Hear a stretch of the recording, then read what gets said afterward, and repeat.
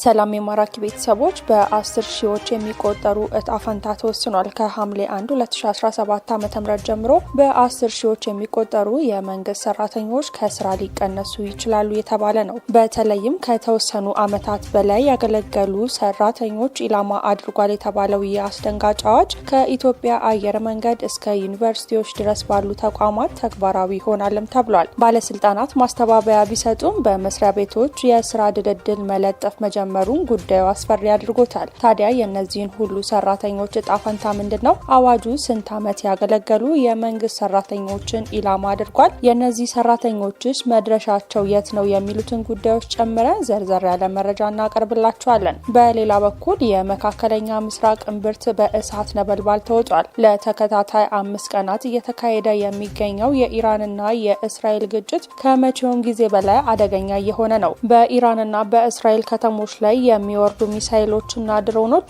የሰላማዊ ዜጎችን ህይወት እየቀጠፉ የኒውክሌር ተቋማትን የጥቃቱ ኢላማ እየሆኑ ነው። ትራምፕም በድንገት የጂ7 ስብሰባን ትተው ነዋሪዎች ኢራንን እንዲለቁ ማሳሰባቸው ደግሞ የመጪውን አስከፊ አደጋ አመላካች ሆኗል። ይህ የመካከለኛው ምስራቅ ግጭት የዓለምን ሰላምና ኢኮኖሚ ሊያናጋ የሚችልበት ደረጃ ላይ ደርሷል። ዝርዝሩን አሁን እናቀርባለን። ክቡራትና ክቡራን ተመልካቾቻችን መረጃዎቻችንን ከተከታተላችሁ በኋላ መረጃዎቹ እውነተኛና ጠቃሚ ሆነው ካገኛችሁት ቻናላችንን ሰብስክራይብ ብታደርጉልን ደስ ይለናል። ወደ መረጃዎቹ አለፍን። የኢራንና እስራኤል ውጥረት አሳሳቢ ደረጃ ላይ ደርሷል። የመካከለኛ ምስራቅ ለብዙ አስርት ዓመታት የፖለቲካዊ አለመረጋጋት፣ ግጭትና ውጥረት ማዕከል ሆኖ ቆይቷል። በተለይም በኢራንና በእስራኤል መካከል ያለው ግንኙነት እጅግ የተወሳሰበ፣ ተለዋዋጭና በታሪካዊ ክስተቶችና በጂኦሎጂካዊ ፍላጎቶች የተሞላም ነው። አሁን ባለው ሁኔታ በሁለቱ ሀገራት መካከል ያለው ውጥረት ከመቼውም ጊዜ በላይ የከፋ ደረጃ ላይ ደርሶ ለመላው ዓለም ከፍተኛ ስጋትም እየፈጠረ ይገኛል። ኢራንና እስራኤል ለተከታታይ 5 ቀን ከፍተኛ የሆነ የጥቃት ልውውጥ እያደረጉ ነው። ከቴሄራን ከተማ የፍንዳታ ድምጾች በተደጋጋሚ ሲሰሙ የእስራኤል ከተሞችን በርካታ ሚሳኤሎችን እየመቱ ነው። የእስራኤል መከላከያ ሰራዊት አይዲኤፍ ተጨማሪ የኢራን ጀነራሎችን መግደሉን አስታውቋል።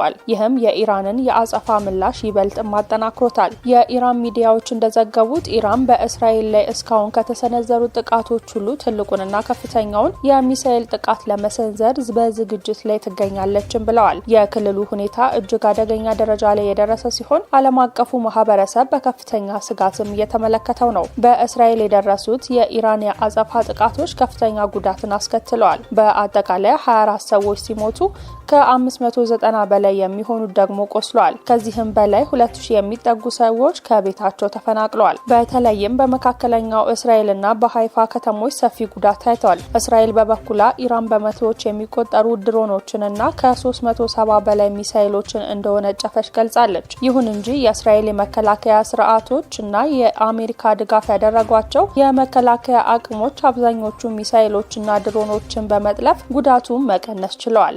በተለይም 30 የሚሆኑ ድሮኖች ከእስራኤል ድንበር ውጪ በተባበሩት መንግስታት የአየር ክልል ውስጥ ተመተዋል። ይህ የሚያሳየው የእስራኤልን የመከላከል አቅም ከፍተኛ ቢሆን እንኳን የኢራን ጥቃት ስፋትና ብዛት ጉዳት የማድረስ አቅም እንዳለው ነው። እነዚህ ተደጋጋሚ ጥቃቶች በአካባቢው ሰላማዊ ዜጎች ላይ የሚፈጥሩት ስነልቦናዊና ማህበራዊ ጫና እጅግ ከፍተኛ ከመሆኑም በላይ የዕለት ተዕለት ህይወትም ሙሉ በሙሉ እያወከም ነው። በኢራን በኩል ከፍተኛ የሰው ህይወትና የንብረት ውድመትም ደርሷል። ቢያንስ 224 ሰዎች ሲሞቱ ከ1200 በላይ የሚሆኑት ደግሞ ቆስለዋል። ከሞቱት ውስጥ በርካታ ከፍተኛ ወታደራዊ መኮንኖች ይገኙበታል። እስራኤል በዋናነት ኢላማ ያደረገችው የኢራንን የኒውክሌር ፕሮግራም ተቋማትንና ወታደራዊ መሰረተ ልማቶችን ነበር። ከነዚህም ውስጥ የናታንዝንና የፎርዶ የዩራኒየም ማበልጸጊያ ፋሲሊቲዎችን እንዲሁም የቡሸር የኒውክሌር ኃይል ማመንጫን ይገኙበታል። የናታንዝ የኒውክሌር ተቋም የተወሰነ ጉዳት ቢደርስበትም ከቦታው የኒውክሌር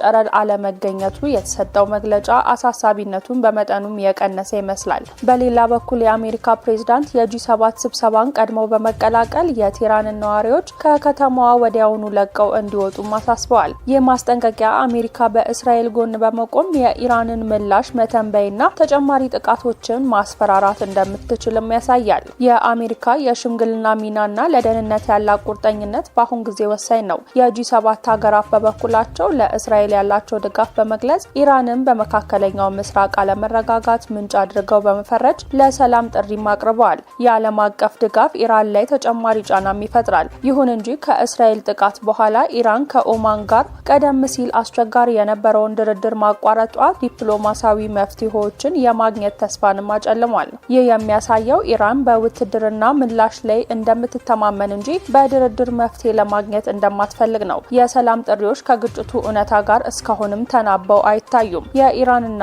የእስራኤል ግጭት አሁን የደረሰበት ደረጃ ድንገተኛም አይደለም። ኢራንና እስራኤል እውቅና ከሰጡ የመጀመሪያዎቹ የሙስሊም ሀገራት አንደኞቹ ነበሩ። የሁለቱ ሀገራት ወታደራዊና የደህንነት ትብብር ከፍተኛ ደረጃ ላይ የደረሰ ነበር። ይህ ግጭት በመካከለኛው ምስራቅ ብቻ ሳይሆን በመላው ዓለም ላይ ከፍተኛ ተጽዕኖም ሊያሳድር ይችላል። የነዳጅ ዋጋ መጨመር፣ የአቅርቦት ሰንሰለቶች መስተጓጎልና የዓለም አቀፍ የንግድ ግንኙነቶች መዛባት ሊያስከትል ይችላል።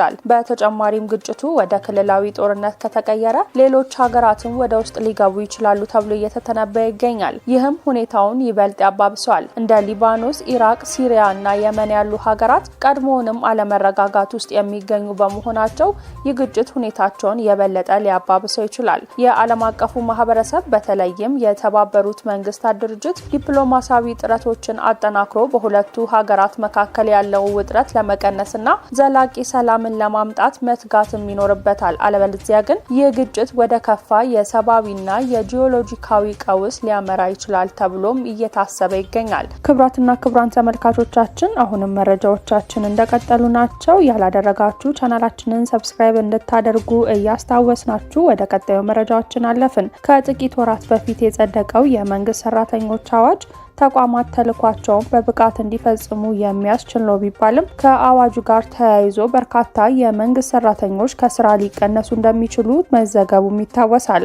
አሁን ደግሞ በ10 ሺዎች የሚቆጠሩ የመንግስት ሰራተኞች ከሐምሌ 1 2017 ዓ.ም ጀምሮ ከስራ ሊቀነሱ እንደሆነ ታውቋል። በዚህም ሁሉም የመንግስት ተቋማት ሪፎርም በሚል አሰራር ከ20 ዓመት በላይ ያገለገሉ ሰራተኞችን ጨምሮ ከሐምሌ 1 ጀምሮ ውላቸው እንዲቋረጥ ከወዲሁ ዝግጅት እየተደረገ መሆኑን መሰረት ሚዲያ ከመንግስት ምንጮች አረጋግጫለሁ ሲል ዘግቧል። ከኢትዮጵያ አየር መንገድ እስከ ምድር ባቡር ኮርፖሬሽን፣ ከፓርላማ ጽህፈት ቤት እስከ ዩኒቨርሲቲዎች፣ ከክፍለ ከተማ እስከ ሚኒስቴር መስሪያ ቤቶች ወዘተ ይተገብሩታል በተባለው በዚህ የሰራተኛ ቅነሳ በ10 ሺዎች የሚቆጠሩ ሰራተኞች ከስራቸው ይሰናበታሉ ተብሎም ይጠበቃል። የህዝብ ተወካዮች ምክር ቤት የሰው ሀብት ልማት ስራ ስምሪትና ቴክኖሎጂ ጉዳዮች ቋሚ ኮሚቴ ሰብሳቢ የሆኑት ዶክተር ነገሪ ሌንጮ በአዋጁ ዓላማና አስፈላጊነት ዙሪያ ከወራት በፊት ማብራሪያ ሰጥተው በነበሩበት ወቅት በቀጥታ ስለ ሰራተኛ ቅነሳ ያነሱት ነገር ባይኖርም በመንግስት አቅጣጫ ከተያዘባቸው ጉዳዮች ውስጥ አንዱ ከሚያስፈልገው በላይ የመንግስት ሰራተኛ አለ የሚለው ዋናው መሆኑን ጠቅሰው ነበር። በህዝብ ተወካዮች ምክር ቤት የመንግስት ዋና ተጠሪ ሚኒስተር አቶ ተስፋዬ በበኩላቸው ሂደቱ የግለሰቦችን መብት ያለ አግባብ እንዳይጎዳ ሚዛኑን አስጠብቆ በመሄድ ተገቢውን ጥንቃቄ ይደረጋል ቢሉም በርካቶች ከስራቸው መቀነሳቸው እንደማይቀር ግን ታውቋል። የረቂቅ አዋጁን ይዘት በአግባቡ ባለመረዳት በአንዳንድ የሚዲያ ተቋማት የተዛቡ መረጃዎች እየተላለፉ እንደሆነ የሚናገሩት ዶክተር ነገሪ ግልጸኝነት በሚያስፈልጋቸው ጉዳዮች ላይ በመወያየት ረቂቅ አዋጁን የበለጠ ለማዳበርና ህዝቡ ትክክለኛ መረጃ እንዲያገኝ ለማድረግ ይደረጋልም ብለዋል። አዋጁ እንደ ፍርድ ቤት፣ አቃቢ ህግ፣ ፖሊስ፣ መከላከያና ደህንነት የመሳሰሉ ተቋማት ውስጥ የብሔር ስብጥር ለማድረግም ያለመ መሆኑን የጠቆሙት ምንጮቹ አዋጁ የብሔር ብሔረሰቦች ብዙሃነትንና አካታችነትን ስርዓት ይገነባል በሚል በመንግስት እንደታሰበም አስረድተዋል። የዚህን የመንግስት ሰራተኞች ቅነሳ የሚጠቁሙ ነገር ግን ብዙ ሰው ልብ ያላለው አንድ መረጃ በአንድ የመንግስት ሚዲያ ተለቆ ነበር። ሲቪል ሰርቪሱ ሀገሪቱ ከምትሸከመውና አገልግሎት ከሚፈልገው በላይ የበዛ መሆኑ ተጠቆመ የሚል መረጃ በቅርቡ በኢትዮጵያ ፕሬስ ድርጅት ተሰራጭቶ የነበረ ሲሆን በአሁኑ ወቅት ያለው የሲቪል ሰርቪሱ ቁጥር ሀገሪቱ ከምትሸከመውና አገልግሎቱ ከሚፈልገው በላይ የበዛ መሆኑን ዶክተር ነገሪ መናገራቸውን ዘግቦ ነበር። ዶክተር ነገሪ በዚህ ንግግራቸው እንደጠቀሱት በየመንግስት መስሪያ ቤቱ ያለው የሰራተኛ ቁጥር በጣም በርካታ ነው። ሀገሪቷ ከምትሸከመውና አገልግሎቱ ከሚፈልገው በላይ የበዛ ነው። ከአደረጃጀትም አንጻር ሲታይ በአንድ መስሪያ ቤት ውስጥ መዋቅሩ የሚሸከመው ብዙ የሰው ኃይልን ነው። በተሸከመ ቁጥር ደግሞ የሚያገኘው ጥቅም አናሳ ነው ብለውም ነበር። ኃላፊው አክለው የመንግስት ሰራተኞች የብዛታቸውን ያህል የሚሰሩት አገልግሎት የሚያረካ አይደለም። የተወሰኑት ይሰራሉ፣ ሌሎቹ ግን የተወሰኑ ሰራተኞች በሰሩት ትከሻ ላይ ተንጠልጥለው ይኖራሉ በማለት የሰራተኛ ቅነሳ መኖሩን በተዘዋዋሪ መንገድ ጠቁመዋል። ይሁንና ይህ መረጃ ከወጣ በኋላ ለመንግስት ሚዲያዎች በሰጡት ሌላ ማብራሪያ አዋጁ